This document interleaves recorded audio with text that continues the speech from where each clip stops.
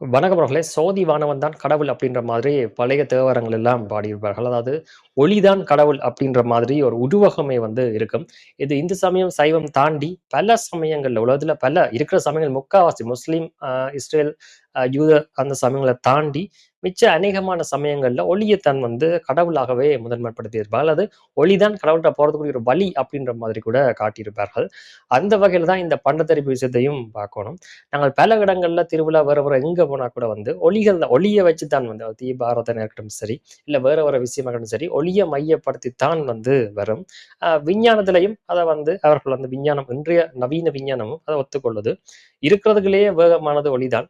இருக்கிறதுக்குள்ளேயே எப்பவுமே அழியாமல் இருக்க போறதும் ஒளிதான். ஆனபடினால அது கடவுளுக்குரிய அந்த இயல்ப கொண்டிருக்குது அப்படின்ற மாதிரி சொல்வார்கள். ஒருவர் ஒளியிற வேகத்துல போவாரா இருந்தால், அவர் ஒரு நாளுமே சாக மாட்டார். அவர் அப்படியே இருப்பார் அப்படின்ற மாதிரி எல்லாம் நவீன விஞ்ஞானத்துல சொல்லுது. அப்ப கிட்டத்தட்ட கடவுள் வந்ததுக்குரிய உருவகம் மதங்கள் சொல்ற மாரி அதான். அதாவது அதால எண்ணத்தையும் சாதிக்க இயலும் அப்படின்ற மாதிரி. நீங்கள் இப்ப ஃபோன பார்க்குறீர்கள் அல்லது ஏதாவது எந்த எந்த விஷயத்த பார்க்குறீங்கன்னு சொன்னாலும் அதுக்கு பின்னுக்கு ஒளிதான் இருக்குது.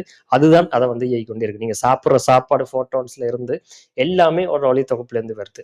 உங்களோட பார்வை, நீங்க சாப்பிடுற விடயங்கள், நீங்க செய்யறது, நினைக்கிறது, உங்களோட சிந்தனை கூட ஒளியிலேருந்து தான் வருது என்று சொல்லப்படும். அத நீங்க இருட்டுக்குள்ள ஃபுல்லா போட்டா, அவரால லூஸ் ஆக்குறான்னு சொல்றதோ, இல்ல வேற வேற விஷயங்கள் எல்லாமே என்ன காரணம் மட்டும் சொன்னா, ஒளி இல்லையென்றா உங்களுக்கு ஒரு பிரச்சனை அதாவது நீங்க 100% இல்லாம போயிருவீர்கள் அப்படின்றதான் விஷயம். சரி, இங்க இந்த அடிப்படை விஷயம் இது இருக்கேக்க, இத தேடித்தான் எல்லாருமே தெரிஞ்சோ தெரியாமலோ உலக மக்கள் போய் கொண்டிருக்கேக்க, எங்கன பண்டத்திரிப்பு பாகங்கள் மக்களும் போயிருக்கிறார்கள். சில பலருடைய பணத்தாசை என்று தான் சொல்லிக் கொள்ளணும். அவர்கள் அந்த காச போட்டு ஓவராக அந்த ஒளிய காட்டியிருக்கிறார்கள். கூடிச்சுன்னு சொன்னா அளவுக்கு மீறினால் அமிர்தமும் நஞ்சு அப்படின்ற மாதிரி ஒளி கூடி தான் அவர்கள் கிட்டத்தட்ட கடவுள்ட்ட போற நிலைக்கு வந்துட்டார்கள். இப்போதையே கண்ணோட அது நின்றுட்டுதுன்னு தான் சொல்லிக் கொள்ளணும். இல்ல இன்னும் கொஞ்சம் கூடியிருந்தா அவள் நேரடியா கடவுள்ட்டயே போறதுக்குரிய வழி கூட ஏற்பட்டிருக்கும். அதாவது ஒளியிட்ட போயிருப்பார்கள். அவ்வளவுதான். இதுல வேற ஒன்றும் இல்ல. நீங்க தவறாக எதையும் எடுக்க தேவையில்ல. அப்ப இந்த பக்தி, முக்தி போன ஆக்கள் தான் இருக்கிறதுக்குள்ளேயே பிரச்சனையான ஆக்கள். நீங்க வடிவா கவனிச்சீங்கன்னு சொன்னா, இவங்க எல்லாமே உண்மையா அப்பாவியா தான் இருப்பான். அவன் அன்றாட கூலி வேலை செய்றாங்களோ, அன்ற சாதாரண ஆட்களாத்தான் இருப்பார்கள். அவர்கள இந்த குரூப் சேர்த்துக்கொள்ளும். ஒவ்வொரு கோயிலோ, ஒவ்வொரு நிர்வாகத்துக்குள்ளயும் இதேதான் விளையாட்டு. ஒரு குறிப்பிட்ட மக்கள் அதுக்கு அடிமையாகி இருக்கணும். அவையின் வளர்ச்சி ஒரு அளவு கடந்து தான் இருக்கும். ஆனா, அவ என்னத்துக்கு பாதிக்கப்படும்னு சொன்னா, இந்த மாரி ஷோ காட்டுறது தான் பாதிக்கும். இங்க பிரச்சனை என்னன்னா, யாழ்ப்பாணத்துல காசுக்கு ஏத்த அளவுக்கு அறிவு இல்ல. அந்த காச கையாள்றவர்களுக்குரிய சரியான அறிவு இருக்கிறதே இல்ல. காரணம், சரியான அறிவு இருந்தா யாழ்ப்பாணம் நாடு தேவையில்ல, வேற எதுவுமே தேவையில்ல. சிங்கப்பூரோட மேலதிகமா போயிருக்கும். இந்த யாழ்ப்பாணம் மண்ணில புலம்பெயர்ந்த தேசத்தில இருந்தோ, இல்ல வேற வேற வழிகள்ல இருந்தோ வந்தோ, தேவையில்லாமல் கரியாக்கி செலவழிக்கப்பட்ட காச சரியான முறையில பயன்படுத்தி இருந்தாலே, அது இலங்கையில இருக்கிற அவ்வளவு இடத்த விடவும் யாழ்ப்பாணம் 100 மடங்கு வித்தியாசமா இருக்கும். ஒரு ஐரோப்பிய நாட்டு கண்ட்ரி ஒரு நகர அளவுக்கு டெவலப் பண்ணியிருக்கலாம்.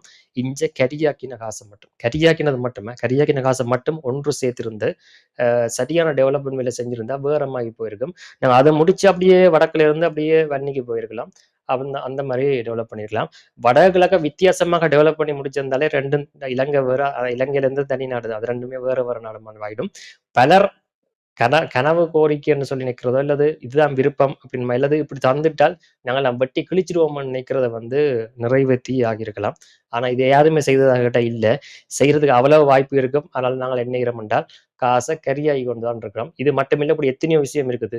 இந்த பெட்டியும் ஒரு ஒரு ஒரு ஒரு சாதாரண திருவிழாவே பல லட்சம் 50,00,000 1,00,00,000 செய்து கொண்டிருக்கிறார்கள். காரணம் என்ன? வெறும் போட்டி. வெறும் போட்டியும், வெறும் ஈகோவிலும் இந்த குப்பை வெளியில் பார்த்து காச கரைச்சு கொண்டிருக்காங்க. அவ்வளவுதான்.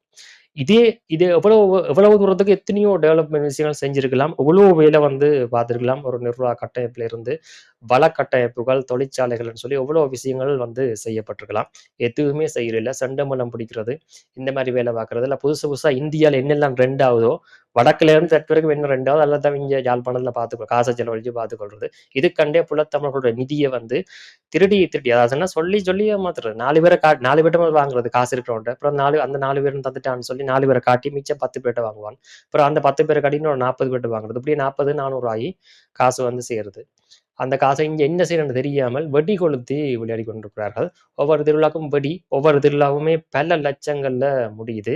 ஆனா கடைசி வரைக்கும் கடவுள வந்து கண்ல காட்டுறாங்களே இல்லையாம்.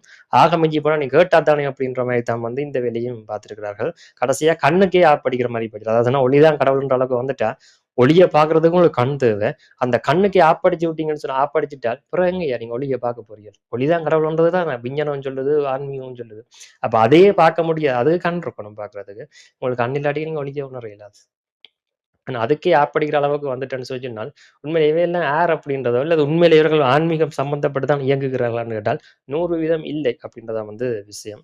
நீங்கள் வேணுமென்னு சொன்னால் ஒரு விஷயம் பண்ணிக்கொள்ளுங்கள். இந்த கிட்டல ஒரு யூடியூபர் வந்து அவருடைய திருமணம் நடந்தது. அந்த வீடியோ பார்த்திருந்தோம். அந்த வீடியோல அவர் வந்ததுல இருந்து இரவு போகும் வரைக்கும் ஒரு கருத்த கண்ணாடி ஒண்ணு போட்டிருந்தார். சரி, அதே மாரி ஒரு கண்ணாடி ஒண்ணு வாங்கி போட்டுக்கொண்டீங்கன்னு சொல்லி சொன்னால், நீங்களும் இந்த மாரியான விடயங்கள்ல இருந்து பாதுகாப்பாக இருக்கலாம். இப்போதைக்கு இதுதான் வந்து இருக்கிறதுல பாதுகாப்பானதுன்னு சொன்னா, நீங்க யாருமே இதுலலாம் திருந்தி மாறப் போறதே இல்ல. அதனால உங்களுக்கு பாதுகாப்பு ஏற்பட அந்த கண்ணாடிய வந்து அவர்ட்ட கேட்டாவது நீங்க அந்த கண்ணாடிய வாங்கி போட்டுக் கொள்ளுங்கள். நன்றி.